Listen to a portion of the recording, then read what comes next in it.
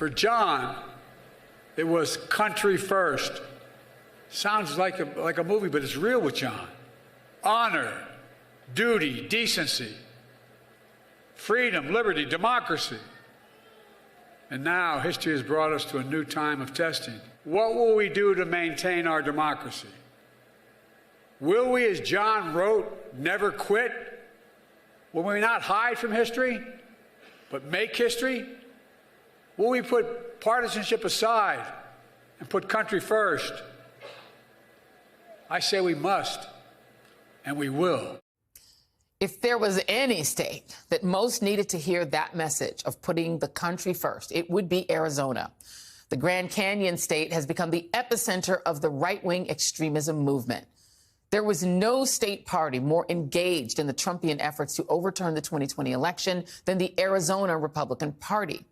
Like, say, searching for bamboo fibers during their audit effort to prove the conspiracy theory that fraudulent ballots had been flown in from China.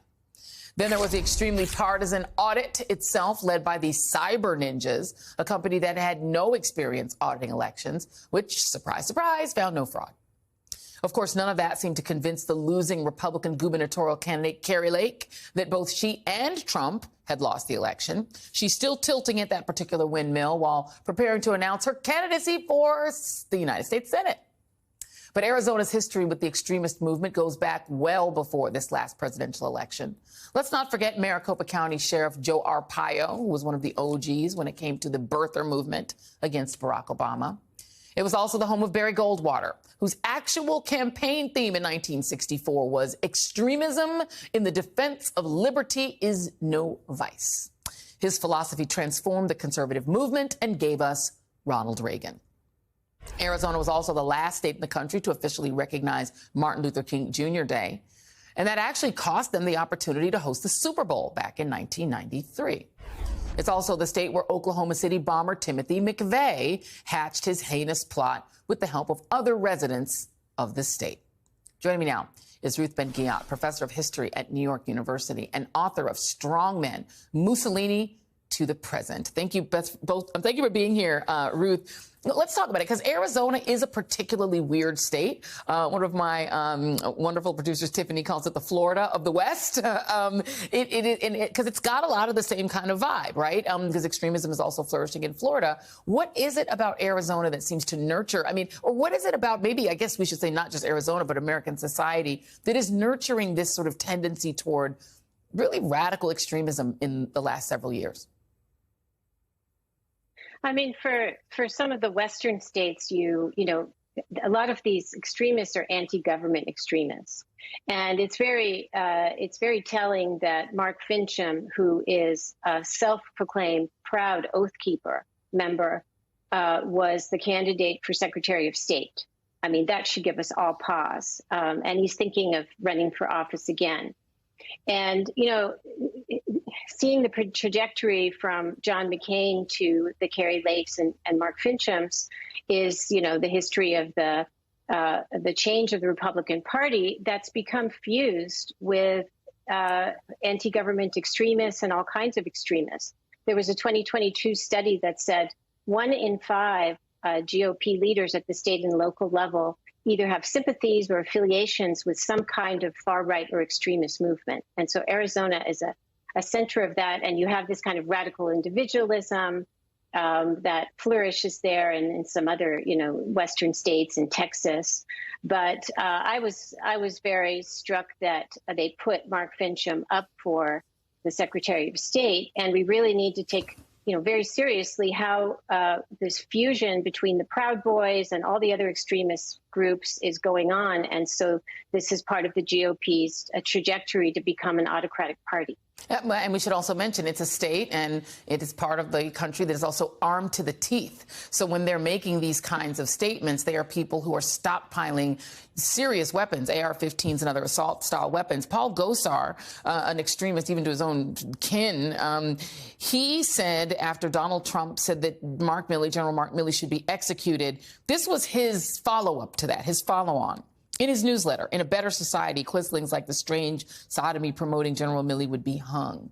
So talking about lynching the chairman of the Joint Chiefs of Staff. That's just common practice now among an elected official. Even not even 5, maybe 10 years ago, somebody like that would be at least threatened with expulsion from Congress. Now it doesn't even get a mention from the normie politicians. Why?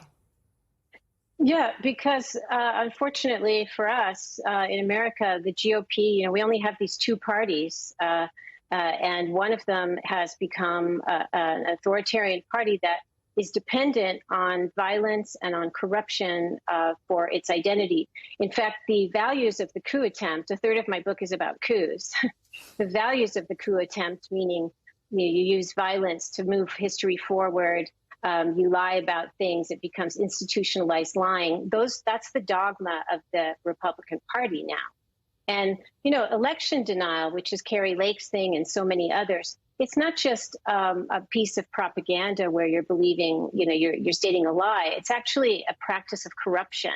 And the end game of election denial is to get Americans to think that elections are so corrupt that they're not a good way to really decide how we should elect leaders. And Tommy Tuberville, of course, came out and said, we don't really need elections anymore.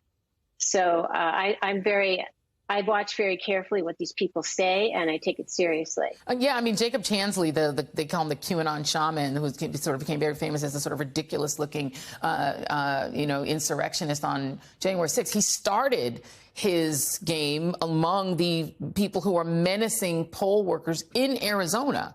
And I think people forget there was a trajectory of threatening and intimidating election workers before January 6th.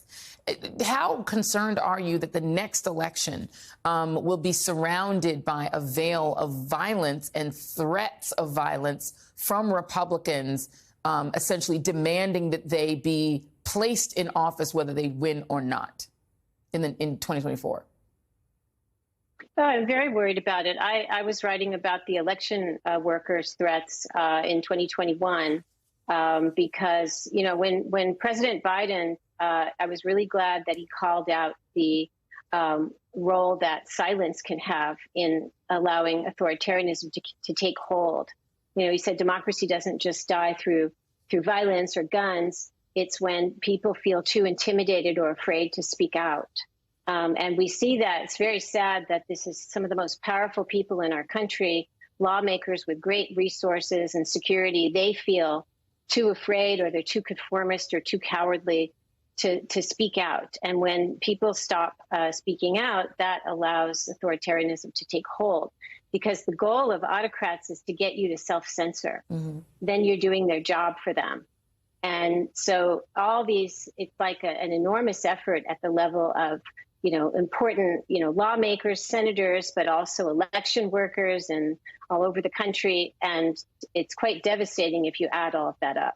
Absolutely. And I will reiterate again that one of the reasons they're afraid is, again, the Republican base is armed to the teeth with weapons that can outgun any police department and that are close to what the Army is carrying. And that's what they're stockpiling it, not for no reason. They're stockpiling it because they do want to intimidate the rest of us, and they do want to dominate this country, and they don't want consent. They want compliance and obedience. Ruth Ben-Ghiat, thank you very much. We appreciate all the work that you do.